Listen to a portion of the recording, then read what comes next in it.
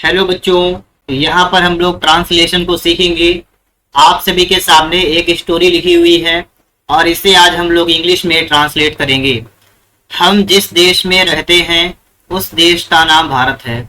हमारी आन बान और शान भारत है। भारत को स्वतंत्रता 15 अगस्त 1947 में मिली। भारत की राष्ट्रभाषा हिंदी है। आगे देखेंगे, भारत की राजधानी नई दिल्ली है। भारत में कई सारी भाषाएं बोली जाती हैं।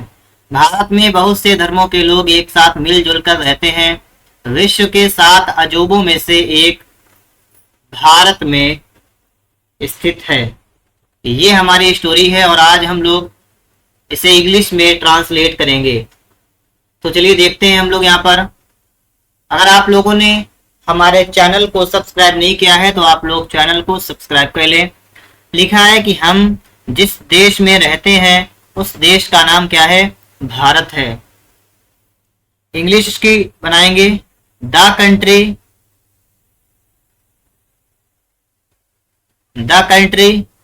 मतलब वह कंट्री वी लिव इन।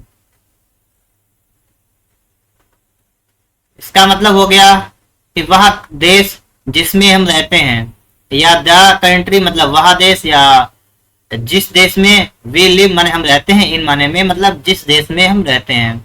तो ये वाक्य आपका इतना बनेगा कि the country we live in, कि वह देश जिसमें हम रहते हैं उस देश का नाम भारत है। तो लिखेंगे is called India. Okay, the country we live in is called India, मतलब वह देश जिसमें हम रहते हैं भारत कहलाता है।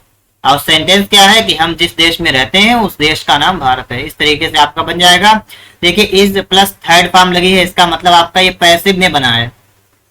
आगे देखते हैं। इसके बाद आगे आपका लिखा हुआ है कि हमारी आन बान और शान भारत है। हमारी आन बान शान, इसकी इंग्लिश क्या होगी? अवर प्राइड एंड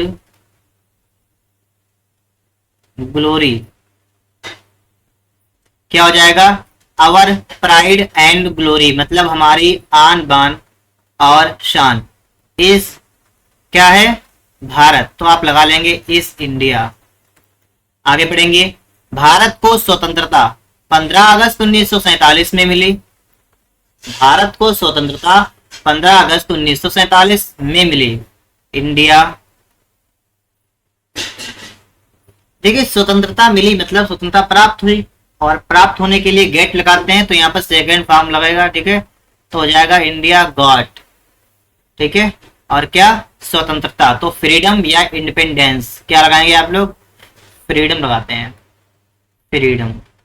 ठीक है, कब मिली? On 15 August 1947। ओके, यहां तक कंप्लीट हो गया। इंडिया गॉट मतलब भारत को प्राप्त हुई फ्रीडम मतलब स्वतंत्रता, और कब प्राप्त हुई? ऑन 15 अगस्त 1947। आगे देखिए, भारत की राष्ट्रभाषा हिंदी है। राष्ट्रभाषा को क्या कहते हैं? National language. लिखेंगे द नेशनल।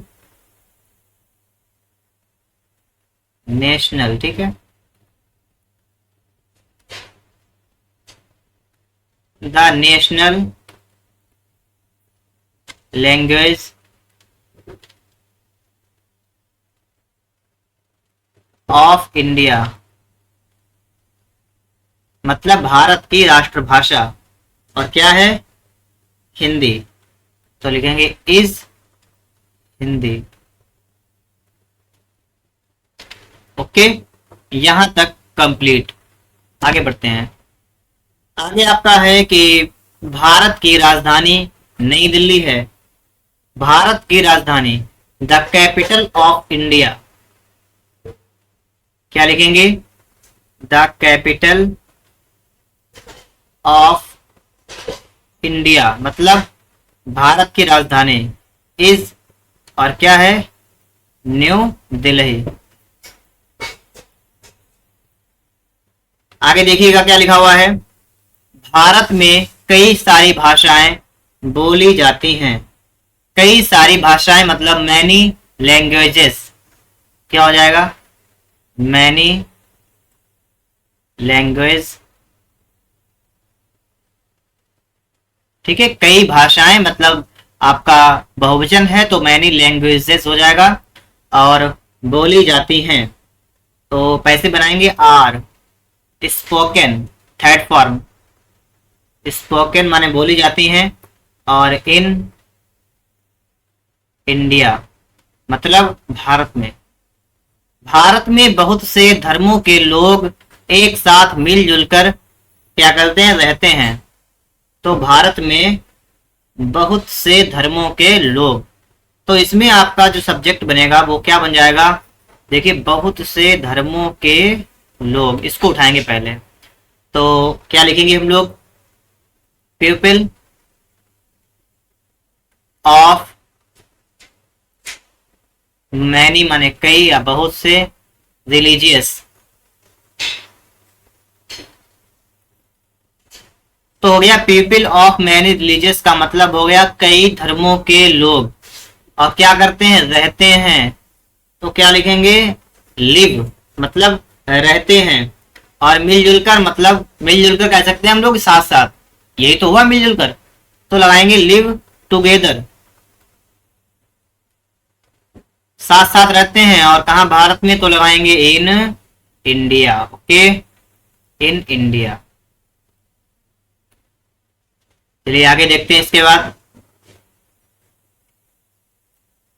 विश्व के 7 अजूबों में से एक भारत में स्थित है। विश्व के 7 अजूबों में से एक। तो सबसे पहले हम लोग इतना इसके इंग्लिश लिखेंगे। ठीक है, विश्व के 7 अजूबों में से एक, इतना। तो एक मतलब 1। और कितने? 7 अजूबों में से, तो 1 ऑफ द 7 वंडर माने होता है अजूबा। देखिए, वंडर्स मतलब 1 माने एक, ऑफ द 7 वंडर्स मतलब 7 अजूबों में से एक। और कहा? विश्व के, तो of world. Of world Bharat में स्थित है। Is located, is located. और इन इंडिया। ओके, आगे देखेंगे हम लोग क्या लिखा हुआ है कि भारत जनसंख्या के मामले में दूसरे नंबर पर है। तो भारत की रैंक क्या है? नंबर 2। किसके मामले में? जनसंख्या के बारे में। तो लिखेंगे इंडिया रैंक, रैंक्स कर लीजिएगा। ठीक है, और दूसरा नंबर है तो क्या लिख लेंगे? सेकंड। मतलब भारत दूसरे नंबर पर है तो लिखेंगे इंडिया रैंक्स सेकंड। मतलब इसका मतलब हो गया कि भारत की रैंक 2 है या भारत दूसरे नंबर पर है। और जनसंख्या के मामले में तो लिखेंगे इन टर्म। ठीक है, तो यहां पर हो जाएगा इन टर्म्स ऑफ पॉपुलेशन। ठीक है, तो क्या हो गया? इंडिया रैंक सेकंड मतलब भारत दूसरे नंबर पर है इन टर्म्स ऑफ पॉपुलेशन मतलब जनसंख्या के मामले में। आगे है कि भारत में कुल 28 राज्य हैं। देर से मान लीजिएगा, देयर आर 28 स्टेट्स। और इन इंडिया भारत में। तो इस तरीके से आप लोग यहां तक बना लेंगे कि there are 28 states in India. Bharat में 28 राज्य। मुझे भारत देश पर गर्व है। इसको बनाएंगे I am very proud of India. Okay, I am very proud of India मतलब मुझे भारत देश पर बहुत गर्व है। I am very proud of India. Okay, तो हमारी स्टोरी यहीं पर समाप्त होती है। ठीक है, अगर आपको वीडियो पसंद आया है तो इसे लाइक और चैनल को सब्सक्राइब जरूर करिएगा।